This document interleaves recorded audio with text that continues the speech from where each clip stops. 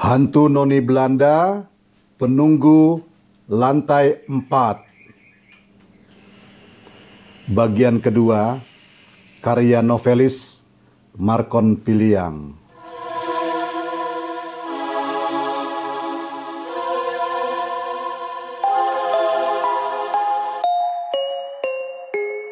Sambil menulis agar tidak kesepian, Marlep menyetel musik instrumentalia dengan volume suara yang sangat kecil, sehingga yang terdengar hanya dentingan suara gitar dan tarikan biola dari para musisi top dunia.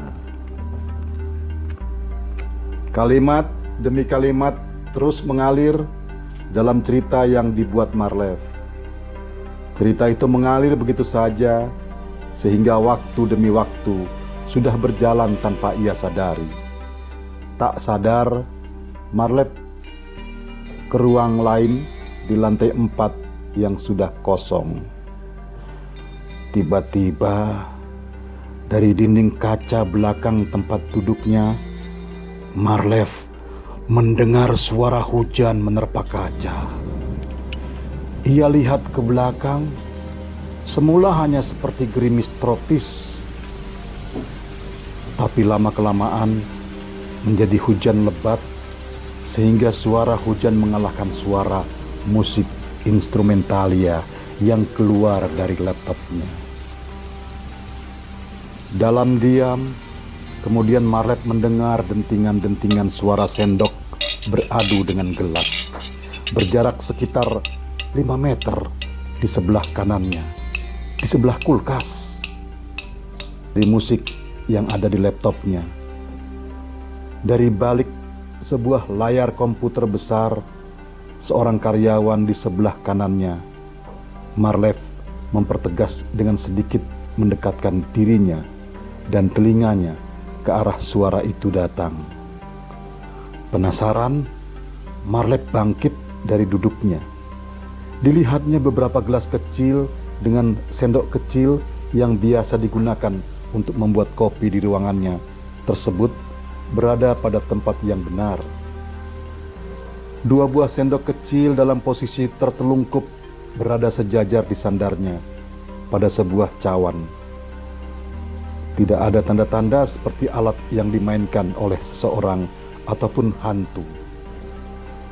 Marlep mencoba menekan rasa takutnya, kendati bulu kuduknya merinding mendengar suara aneh di meja kopi, tapi ia kuatkan untuk tidak beranjak dari tempat duduknya. Marlep kembali melanjutkan menulis dalam riuhnya suara hujan yang turun di balik jendela kaca di belakang tempat duduknya. Didengarnya suara sendok beradu dengan gelas kembali berdenting. Kali ini suaranya lebih keras dari sebelumnya. Dalam ragu, Marlep mencoba kembali berdiri dari duduknya. Ia melihat ke meja kecil tempat membuat kopi. Tidak ada perubahan pada posisi sendok dan gelas. Kali ini Marlep mulai bergidik. Bulu kuduknya kian merinding. Ia menyapu pandang ke seantero ruangan. Yang ia takutkan kalau tiba-tiba hantu Noni Belanda muncul di ruangan itu, yang bisa membuatnya mati ketakutan. Perlahan suara hujan mulai reda dari balik kaca belakang tempat duduk Marlep.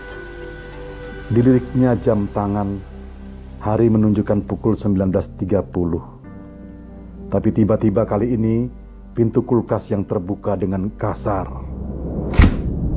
kemudian tertutup dengan keras, sehingga menimbulkan suara getaran di meja tempat kopi. Marlep mulai tidak nyaman. Gangguan itu semakin dirasakannya dengan munculnya bau wangi di ruangan berukuran 10 meter kali 6 meter. Bau wangi bunga segar seperti bunga mawar yang selalu dijadikan untuk menabur bunga di kuburan. Tanpa pikir panjang, Marlep menyimpan file ceritanya agar tidak hilang dan ia langsung bergegas menuju pintu. Di luar ruangan masih terang oleh lampu-lampu penerang lorong, namun tidak ada orang setiap ruangan yang ada di lantai 4. Kali ini Marlep menuju lift, kemudian langsung turun ke lantai 1. Sampai di lantai 1, baru Marlep sadar bahwa laptopnya belum dimatikan. Tapi ia takut untuk naik lagi.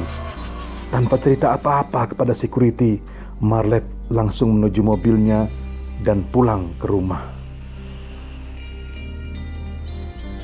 Keesokan harinya, ketika masuk kantor pagi, meja Marlep sudah rapi.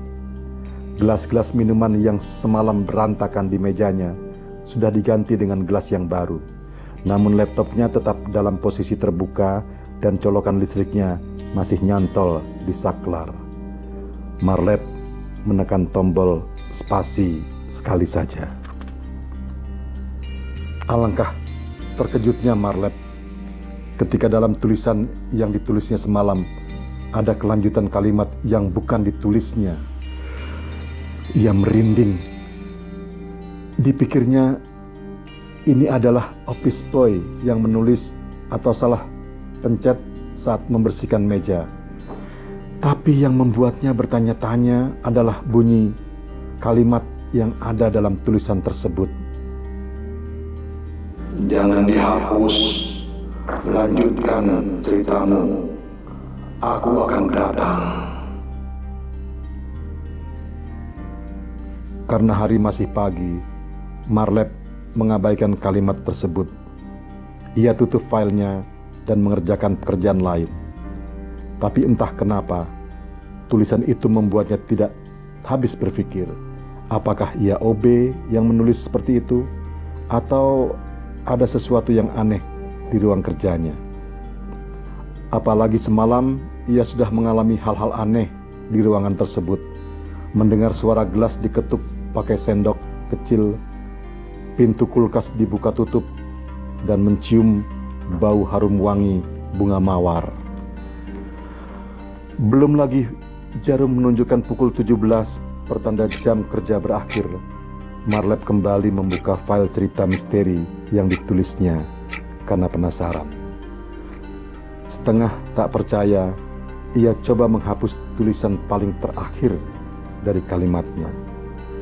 Aneh memang, setelah satu untai kalimat itu di-delete atau dihapusnya, tulisannya bukannya hilang, tapi berubah menjadi merah.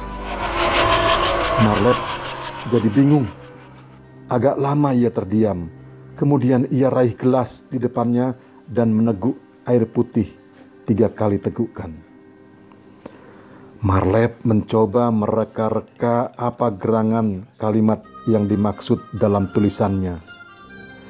Yang membuat dirinya tidak habis pikir, kenapa tulisan itu tidak bisa dihapus dari layar laptopnya. Lewat jam kerja resmi berakhir, Marlep mulai menulis lagi.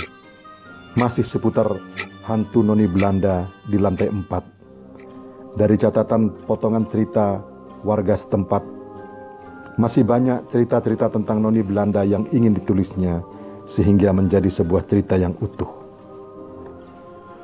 Menjelang azan maghrib tiba, security Gustav muncul dari balik pintu kerja Marlep. Ia bilang, "Pak Marlep, di lantai 4 sudah tidak ada orang lagi. Apakah Bapak sudah mau turun?" Marlep terdiam sejenak. "Sebentar lagi, Pak.